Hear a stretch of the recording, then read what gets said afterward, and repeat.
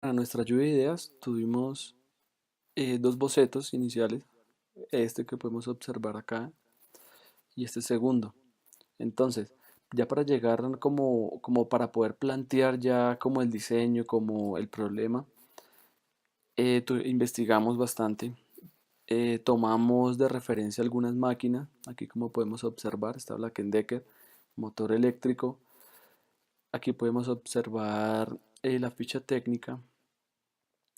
Entonces, ya de todas esas investigaciones, de todo lo que nos asesoramos, logramos llegar a nuestro diseño final, como lo ven acá.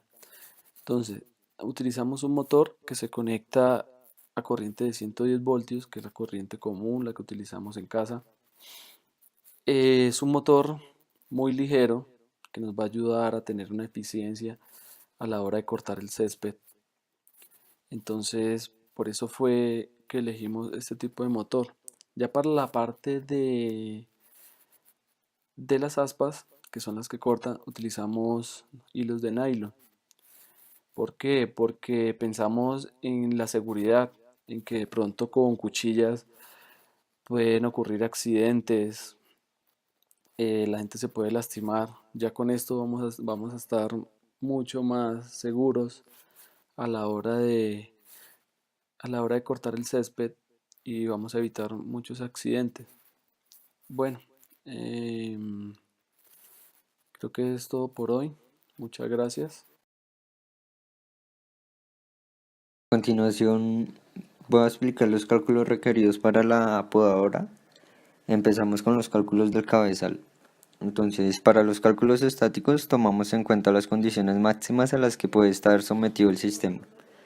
Esto lo logramos realizando los cálculos con los valores máximos del torque del motor. Para la fuerza tangencial, tomamos en cuenta que las cargas son distribuidas de una forma triangular en cada una. Para el segundo cálculo, vamos a calcular los tornillos del motor. En este caso usamos 4 tornillos. La clase de tornillo es 4.6 de un tornillo M10. Con esto logramos conseguir el esfuerzo normal que debe soportar cada tornillo.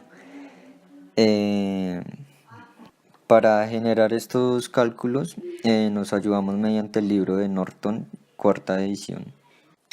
El tercer cálculo fue el cálculo de las juntas. Para este cálculo usamos la cuarta edición del Norton. Se tabuló en Excel los datos de cada tornillo y el tornillo que más se ajustaba a los cálculos era un tornillo de 3/8 de pulgada, y estos fueron los 4 tornillos que usamos en las juntas del motor. El cuarto cálculo fue la fatiga del motor.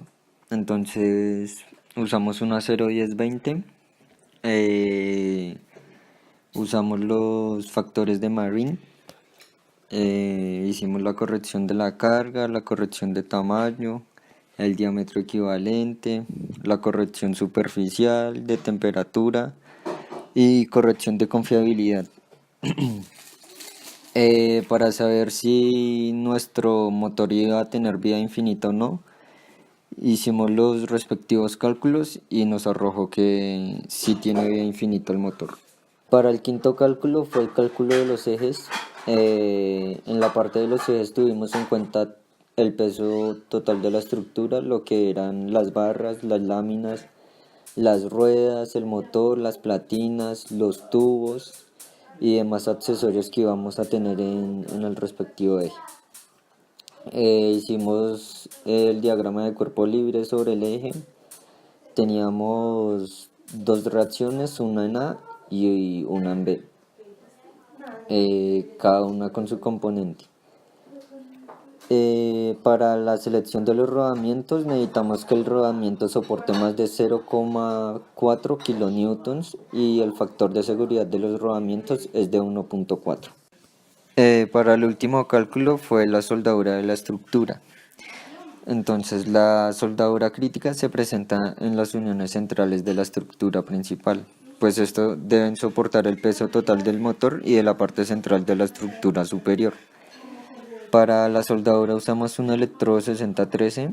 Hicimos los respectivos cálculos. Se tomó una soldadura de línea y el factor de seguridad de nuestra soldadura es de 33.07. Este diseño final, aquí ya como lo planteamos, va a ser muy, va a ser una opción muy buena para el cliente. ¿Por qué?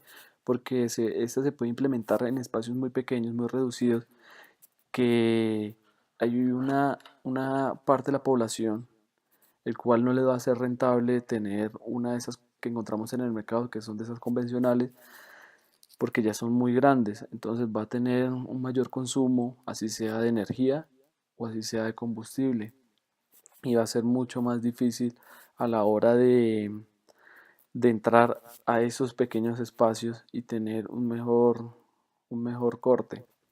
Entonces ya con esta podadora, que es mucho más económica, que es mucho más ligera, mucho más cómoda a la hora de operarla y que va a ser mucho más rentable para el cliente y para esos pequeños patios y esos pequeños campos que hay para nuestros jardines.